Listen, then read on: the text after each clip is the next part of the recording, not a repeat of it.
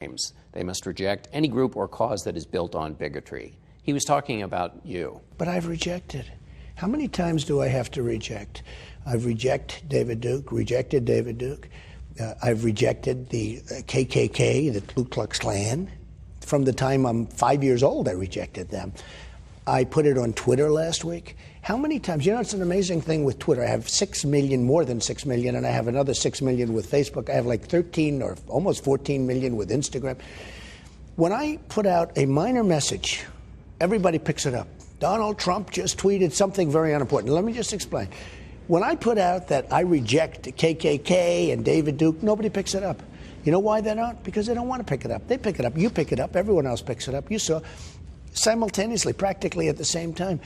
They don't want to pick it up. Now, I have been asked this question so many times. I have rejected it so many times. In fact... What did you think about Ryan saying that, though? That's, I guess, my question. I don't know. Well, don't forget, he's getting a lot of his information from you guys.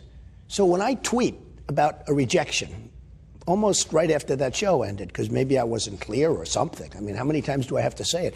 Don't forget, I told CNN when Chris Christie endorsed me, a very good endorsement, and one of the questions, that question was asked, and I rejected it there. That news conference was like a day before.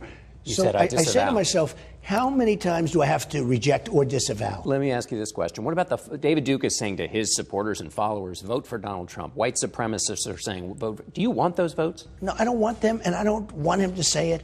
I can't help if he says it, but I don't want it, and if he says it, John, if he says it, he says it, okay? Do I want it? No. And do I want the supporters? No, I don't want anything. What do you think of white supremacists, by the way? I don't like any group of hate. Hate groups are not for me. But I've said this before.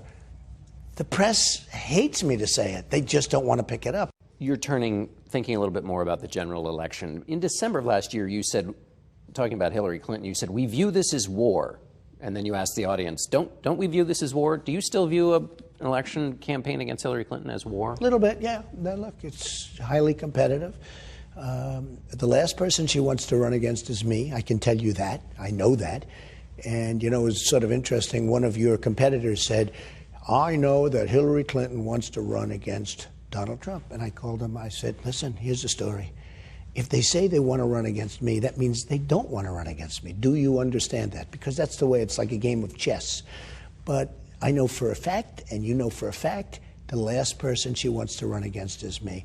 I've won numerous polls against Hillary, and I haven't even started on Hillary. I only had one brief moment 4 weeks ago. And because of that moment, Hillary went way, way down, and Bernie got credit for it. They said he was running a great campaign.